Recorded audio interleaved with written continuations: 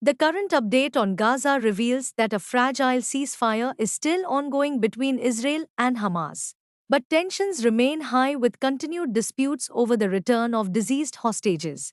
Israel accuses Hamas of violating the ceasefire by withholding the bodies of 13 deceased Israeli hostages believed to have died during 7 October 2023 attack, while Hamas says the process may take time due to extensive destruction in Gaza.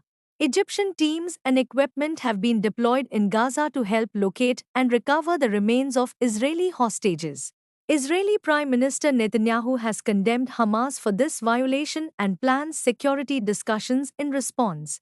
Meanwhile, Palestinians in Gaza continue to face severe humanitarian challenges, including shortages of food, water, fuel, and housing under ongoing restrictions by Israel.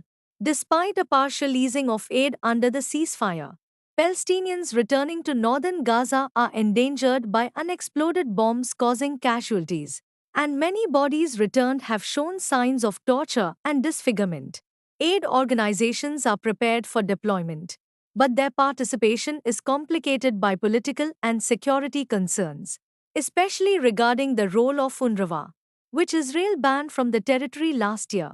On the security front, there is fear among Gaza residents over a possible resumption of Israeli military actions, with incidents of explosions and gunfire reported in southern Gaza.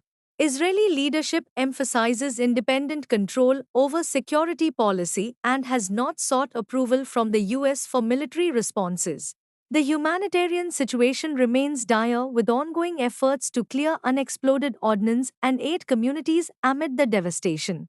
In summary, while a ceasefire is nominally in place, the situation in Gaza remains tense and fragile, marked by accusations of violations, ongoing humanitarian crisis, and the looming threat of renewed conflict.